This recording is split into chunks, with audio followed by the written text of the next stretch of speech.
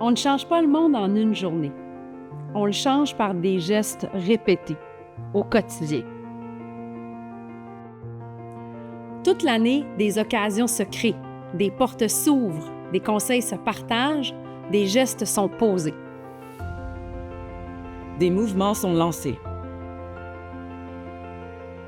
Des opportunités sont méritées. Des paradigmes changent. Et chaque fois, on fait un pas en avant. J'avais 14-15 ans. Puis il y a une professeure de philosophie que j'avais qui m'a donné l'opportunité de participer à une émission de radio, qui m'a donné la parole assise autour de la table avec des docteurs en philosophie, puis des personnes dont c'était le métier de parler d'un sujet aussi profond, et qui m'a fait confiance, qui m'a donné la parole, qui m'a impliquée dans le projet. Et aujourd'hui, je pense que cette expérience que j'ai eue il y a plusieurs années a forgé quelque part la confiance que je pouvais avoir en moi de m'exprimer en public. Je suis très reconnaissante à mon ancien gestionnaire qui, au début de mon parcours professionnel au Québec, a vu mon potentiel. C'est quelqu'un qui m'a aidé à m'intégrer dans l'équipe, qui m'a encouragée à poursuivre mes études. Malheureusement, elle est décédée d'un cancer en 2024. Pendant 3 ans, nous l'avons accompagnée pour lui offrir un soutien et un confort. Cette histoire m'a rappelé à quel point l'entraide entre les femmes est importante et puissante. Pour moi, le cheminement, c'est la somme de tous les petits gestes au quotidien que toutes les femmes dans ma carrière, dans ma vie professionnelle et personnelle, ont posé. Donc, c'est la possibilité d'avoir des moments face des clients. C'est très tôt dans ma carrière. C'est la possibilité d'être accompagnée quand je réalise des nouveaux mandats. C'est des femmes qui ont fait partie de mon quotidien, puis c'est vraiment par la constance des gestes qu'ils ont posés, puis la générosité de leur temps, puis de leur expérience qui ont vraiment marqué mon parcours professionnel. À différentes occasions dans ma carrière, il y a des gestes qui ont été posés par des femmes qui ont eu un impact sur mon cheminement. Par exemple, dans une situation où j'ai eu des intérêts divergents avec une consoeur d'un autre cabinet, après qu'on ait eu terminé le dossier en question, elle a recommuniqué avec moi pour me dire qu'elle avait apprécié mon travail et elle m'a offert l'opportunité qu'on collabore ensemble sur d'autres dossiers. Donc, ça m'a fait quand même un petit velours. J'ai une pensée pour l'avocate qui était responsable des jeunes étudiants et stagiaires quand j'ai commencé en pratique privée. Elle m'a beaucoup montré la rigueur. On se référait toujours à elle pour des dossiers compliqués, en appel comme à la Cour suprême, de sorte qu'on lui avait donné une tasse qui était marquée « Génie méconnu » sur cette tasse-là. Et plus tard, on travaillait ensemble un dossier où on préparait une permission en Cour suprême. Puis elle m'a dit « Tu sais, Catherine, si nous obtenons la permission dans ce dossier-là, c'est toi qui devrais aller plaider le dossier. » Et je me suis dit « Wow, là, j'ai atteint un autre niveau de confiance. » D'avoir la confiance de cette femme-là, ça m'a beaucoup propulsée. Et quand elle a pris sa retraite, elle m'a légué sa tasse « Génie méconnu ». Elle a dit « Maintenant, c'est toi le génie méconnu. » Et je l'ai toujours. Le geste qui a eu un impact le plus déterminant dans ma vie a eu lieu pendant une période de transition. Ce sont les femmes, en fait, de chez BCF, les femmes qui occupent des rôles décisionnels, qui m'ont permis d'intégrer l'équipe de litige. Sans leur vision, sans leur confiance en moi, je n'aurais pas pu faire ce changement de branche et donc être autant accomplie et épanouie professionnellement aujourd'hui. La première femme qui me vient à l'esprit, c'est ma maman. Elle m'a transmis des valeurs essentielles qui continuent de me guider encore aujourd'hui. Un autre geste a profondément marqué mon parcours, celui de Christelle Colline d'Objectif Québec. En octobre 2018, lors de notre rencontre au Mois du Québec à Dijon, elle a pris le temps de m'écouter, elle a cru en mon projet et elle m'a dit avec sincérité et conviction que mon rêve d'immigrer au Québec était possible. Ces paroles ont été pour moi un véritable déclencheur. Et aujourd'hui, en mars 2026, je suis fière d'avoir obtenu la résidence permanente.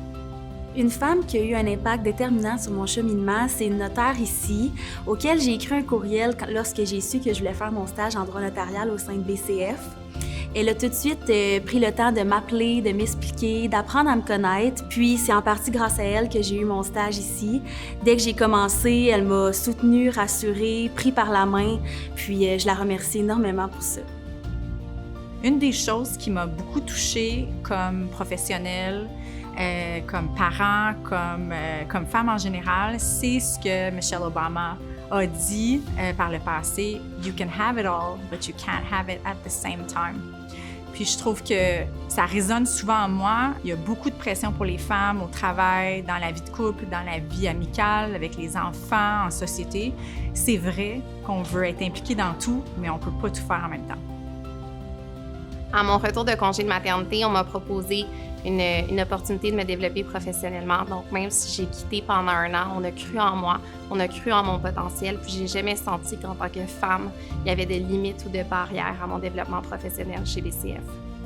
Après avoir fait mon barreau, j'ai rencontré une femme inspirante qui me donnait un 20 minutes de son temps pour m'expliquer sa pratique en pratique privée puis en contentieux, puis qui a vraiment été décisive dans mon cheminement. C'est avec ces 20 minutes-là qu'elle a répondu à toutes mes questions puis qu'elle m'a permis vraiment de faire mon choix puis de continuer ma pratique en pratique privée.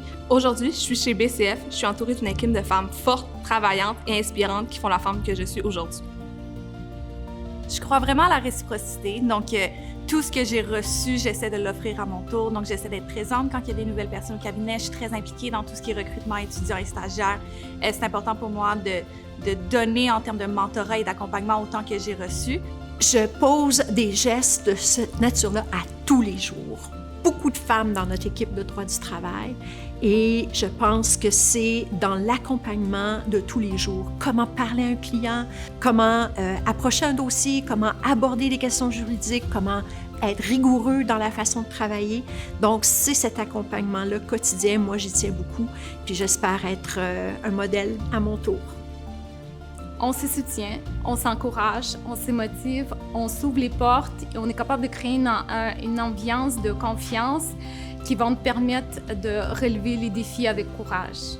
Un des gestes que je pose dans mon quotidien pour propulser une autre femme, c'est d'appliquer dans tout ce que je fais de la sororité. Donc de toujours être, d'encourager, de toujours être présente pour les plus jeunes générations, de montrer un exemple. Quotidiennement, je tente d'encourager les femmes autour de moi, sans compétition, sans comparaison. Les mots d'encouragement, parfois, on les dit pas assez, puis ça a un impact, d'autant plus dans les milieux où on met la barre très haute, où l'excellence est la norme. Donc, de le souligner fait en sorte qu'on crée un environnement où on valorise chacune d'entre nous. J'ai donné des cours de français à un groupe de femmes qui venaient d'immigrer et c'était de les préparer à bien s'intégrer, non seulement dans leur communauté, mais pouvoir se trouver du travail. Je crois que ça m'a beaucoup nourri, sinon autant plus qu'elle, de l'aider à les propulser là, dans un nouveau monde là, qui était tout à fait inconnu pour elle. En fait, comme j'ai eu l'occasion de bénéficier d'un mentor au début de ma carrière et même encore aujourd'hui, j'essaie de faire la même chose. Puis, je travaille avec 2 jeunes avocates que je supporte et que j'essaie de supporter dans leur début de pratique qui peut occasionner différents défis. Donc, c'est ma manière pour moi de redonner. C'est important pour moi de montrer à la relève qu'en tant que femme, on n'a pas de barrière, il n'y a pas de limite, il n'y a pas d'obstacle pour nous, puis que le cabinet va nous soutenir. Donc, leur montrer de croire en elles, puis de ne pas avoir peur de foncer. Le 8 mars, c'est plus qu'une célébration. C'est un rappel que derrière chaque trajectoire, il y a un geste reçu et un geste transmis. Chez BCF, on croit que le pouvoir d'agir se partage et que l'impact se construit toute l'année. Les petits gestes d'aujourd'hui changent notre demain. Faire avancer l'économie, c'est aussi leur préparer le chemin. Parce qu'on grandit et on arrive.